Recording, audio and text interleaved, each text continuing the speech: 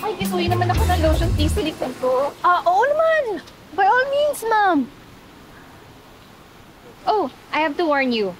Iwasan mo yung isang guest dito. Sobrang manyak. Feeling pogi. Kadiri. Grabe ka naman sa kadiri, ma'am. Baka, gwapo naman talaga. Ipapa-hard to get ka lang. What? Hell no. Hindi gwapo. Fine. Gwapo, pero the attitude. Promise me, girl. Wag na wag kang magpapabola doon, okay? By all means, ma'am. Okay, very good. You're my new bestie. Okay ka lang? Kasi ng chan ko eh. Ano? Oh my God, Bessie! Girly girl! Bakit? Ano nangyari? May tagos ka! Don't worry. I got you. Tayo-tayo lang to. I've been worse. Take it. No, it's so bad. Hindi pa pa.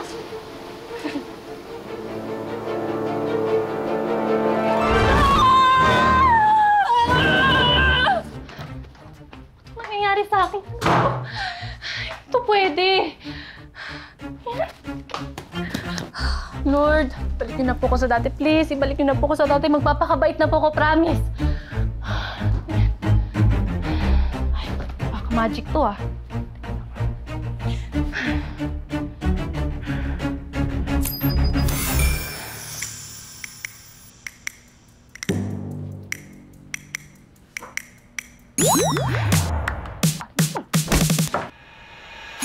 Ganun. Sa paggabi, lalaki ako. Sa pag umaga, babae naman ako.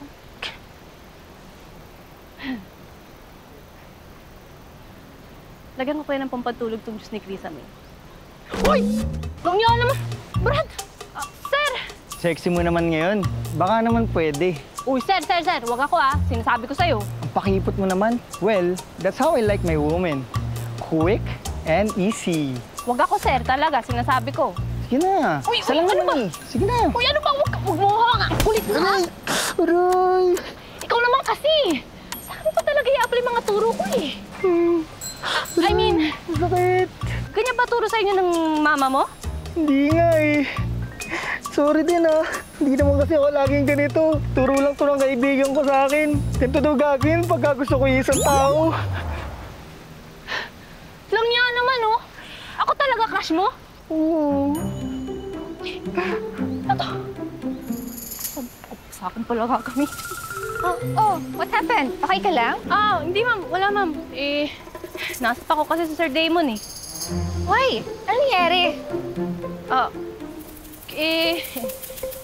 Hinipuan pa naman ako eh. Sinampulan ko ha. What? Manak naman pala yung demon na yan eh. You know what? Tumawag tayo ng police. Or, better yet, i-expose natin siya sa social media.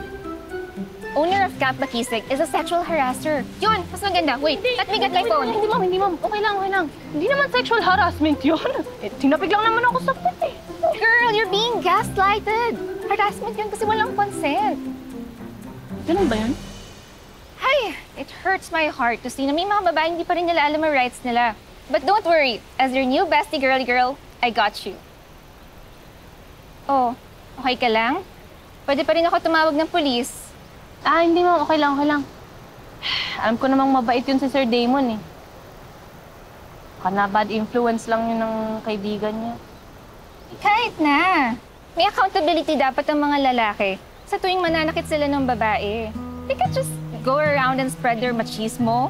Hindi ganon.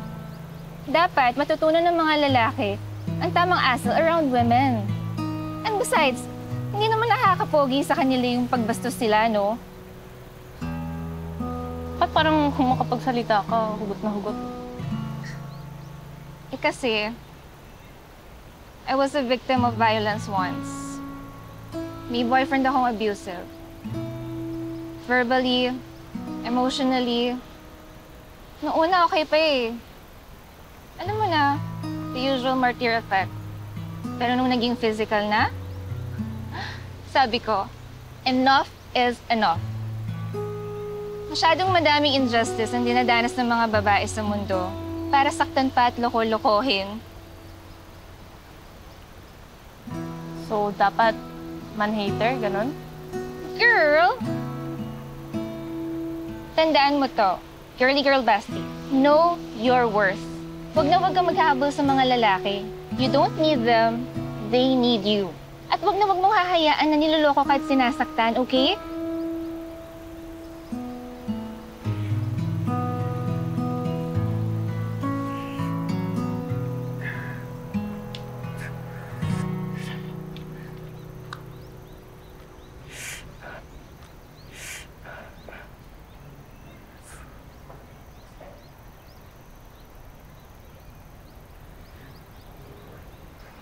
Sir,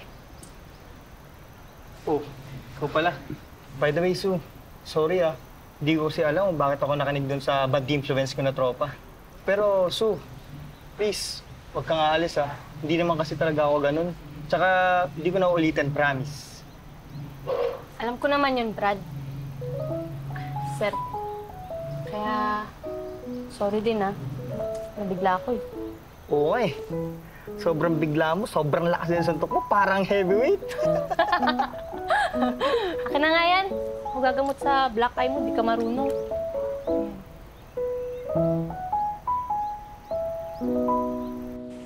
Hi.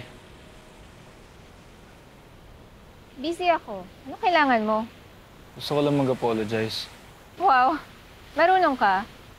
Pwede ako makiupo? Ikaw. Ikaw bala.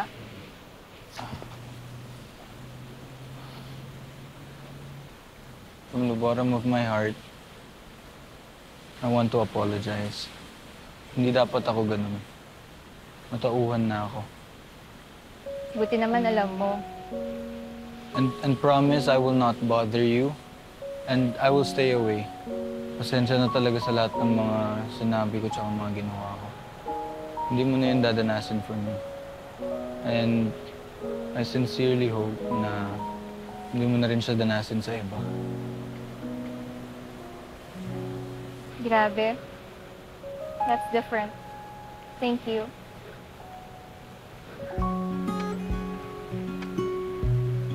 Apology accepted.